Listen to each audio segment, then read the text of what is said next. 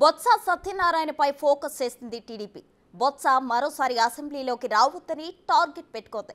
అందుకే ఆయనపై గంటా శ్రీనివాసరావును బరిలోకి దింపాలని ప్లాన్ చేస్తోంది. మరి అక్కడ గ్రౌండ్ వర్క్ చేసుకుంటున్న నాగార్జున పరిస్థితి ఏంటి?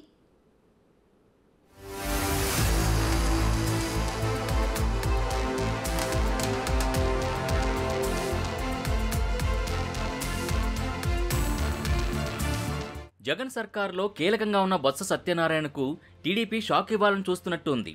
అందుకే ఆయనపై పోటీకి అంతే స్థాయి నేతని రంగంలోకి దింపాలని ప్లాన్ చేస్తోంది. ఆయనే గంటా శ్రీనివాసరావు. మొదటి నుంచి గంటాకి ఒక స్టైల్ ఉంది.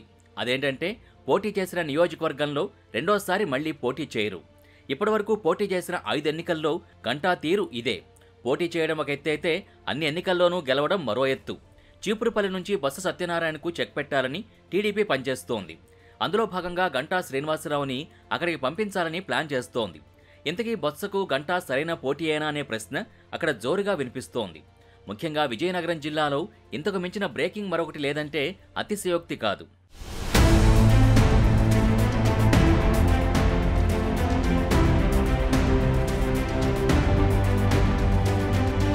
ఇదే విషయంపై గంటా కూడా స్పందించడం, సాధ్యాసాధ్యాలపై గ్రౌండ్ వర్క్ చేస్తున్నా అని చెప్పడం కూడా మరింత ఆసక్తిని పెంచింది. బొత్సపై పోటీ మామూలు విషయం కాదన్నారే తప్ప పోటీ చేయను అని మాత్రం చెప్పకపోవడం ఉత్కంఠగా మారింది. దీంతో పాటు మరో చర్చ కూడా జోరుగానే సాగుతోంది. పోల్ మేనేజ్మెంట్లో ఇద్దరూ ఉద్దండులే కాబట్టి ప్రస్తుత నియోజకవర్గ ఇన్ఛార్జ్ కిమిడి నాగార్జున కంటే గంటా అయితేనే విజయగంట మోగించగలడని చీపురుపల్లి తెలుగు తమ్ముళ్లు చర్చించుకుంటున్నారట. బొత్స మొదటి నుంచి క్యాడర్ని కాకుండా పోల్ మేనేజ్మెంట్నే నమ్ముకున్నారని టాక్ ఉంది. పోలింగ్ సమయానికి కొందరు టీడీపీ నాయకుల్ని కూడా ధనబలంతో మేనేజ్ చేసి గెలుస్తారన్న వాదన కూడా బలంగానే ఉంది. ఈ విషయంలో నాగార్జున వీక్ అనే చెప్పుకోవాలట. అయితే నాగార్జున మాత్రం అధిష్టాన నిర్ణయంతో షాకు గురైనట్టు తెలుస్తోంది. దీంతో 2 రోజుల నుంచి ఎలాంటి కార్యక్రమాలు నిర్వహించడం లేదట.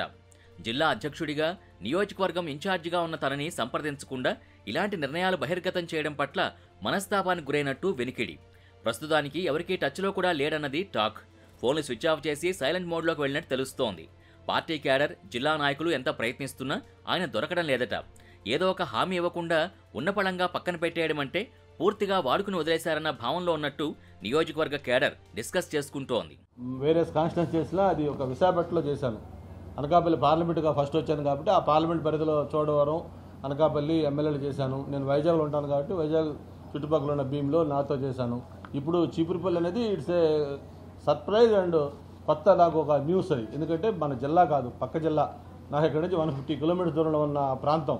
అందుకని దీన్ని కూడా ఆలోచించుకొని ఇది ఎంతవరకు నాకు సూటబుల్ అవుతుంది, నేను వెళ్తే కరెక్ట్ కొట్టదా లేదా, ఇవన్నీ దానికి వేరియస్ పారామీటర్స్ ఉన్నాయి. అన్నీ కూడా నేను మా వెల్విషర్స్తో మాట్లాడుకోవాలి, పార్టీ వర్కర్స్తో మాట్లాడుకోవాలి, మా టీం మెంబర్స్తో మాట్లాడుకోవాలి. పార్టీ అయితే సీరియస్గా చెప్పింది అక్కడ మీరు చేస్తే బాగుంటుంది, అన్ని రకాలుగా కూడా అక్కడ ఒక సీనియర్ లీడర్ ఉన్నాడు కాబట్టి మీరు చేస్తే బాగుంటుందని ఒక ప్రపోజల్ పార్టీ పెట్టింది. దాన్ని నేను థింక్ చేస్తా ఉన్నాను, ఆలోచించి నిర్ణయం తీసుకోవాలి.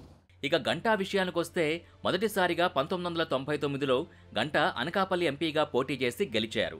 ఆ తర్వాత 2004లో చోడవరం అసెంబ్లీ, 2009లో అనకాపల్లి అసెంబ్లీ, 2014లో భీమిలి, 2019లో విశాఖపట్నం ఉత్తర నియోజకవర్గం నుంచి పోటీ చేసి గెలిచారు.